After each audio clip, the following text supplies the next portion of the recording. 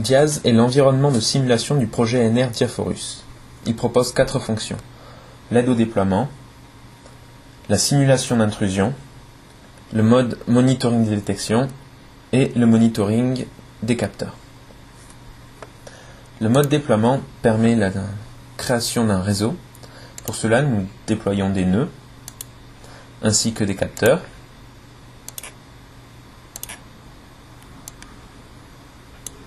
Nous pouvons relier les capteurs aux nœuds. Par exemple, nous allons relier ce capteur qui a l'identifiant 0, nous allons le relier au nœud 0. Nous voyons l'appartenance qui a été faite ici. Puis nous allons mettre le nœud 0 dans la zone 1. La zone n'existe pas, nous voulons la créer. Nous allons créer un nouveau nœud, qui sera le nœud 1. Y connecter un capteur sismique.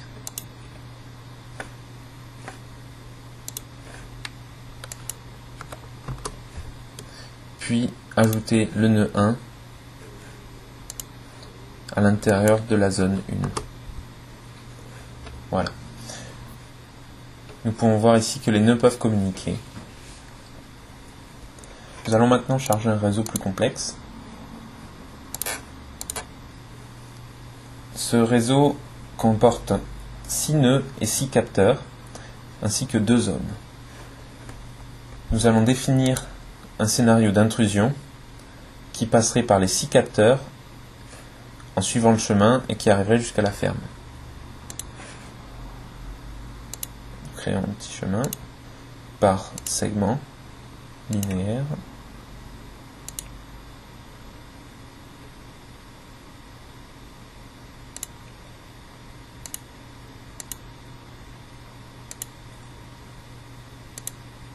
Voilà.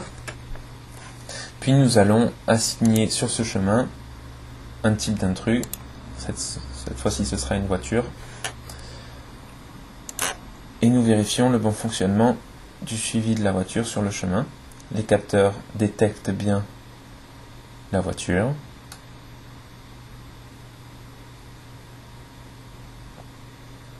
Il a fini de traverser la zone 1,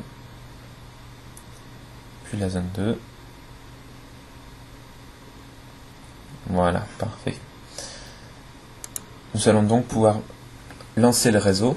Pour cela, il faut en premier compiler ce réseau, créer les firmware pour chacun des nœuds, puis nous allons les exécuter. Voilà, nous pouvons maintenant exécuter le réseau.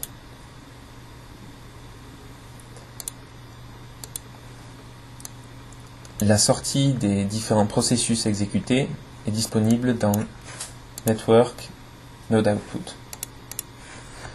Nous voyons par exemple ici le dispatcher qui correspond à l'émulation de la couche physique, l'alarme serveur qui correspond aux souscriptions pub-sub pour la réception d'alarme au niveau de Diaz, puis les 6 firmware qui ont été compilés.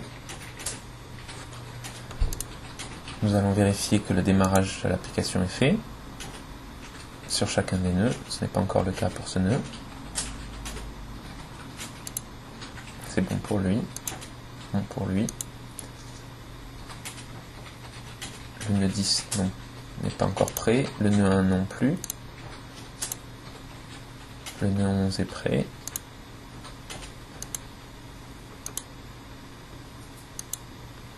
Le réseau est prêt.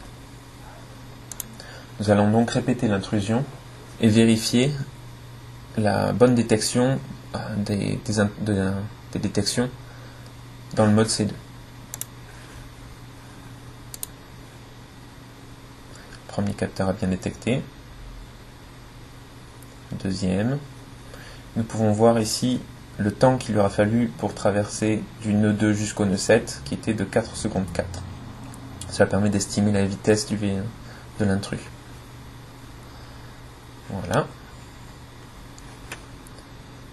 Nous allons maintenant regarder le nombre de messages échangés entre les différentes...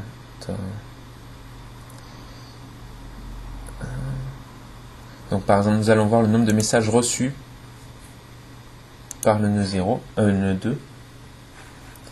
Puis nous allons regarder le nombre de messages émis par ce même nœud. Il est possible aussi d'avoir cet affichage sous forme de texte. Donc nous allons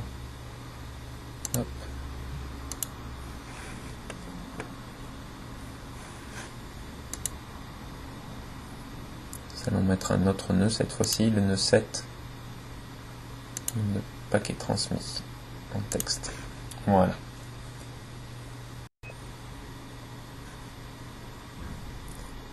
Il est aussi possible de monitorer plusieurs autres choses, telles que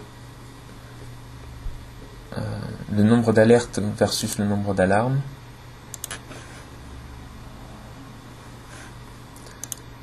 ou encore le rang RPL.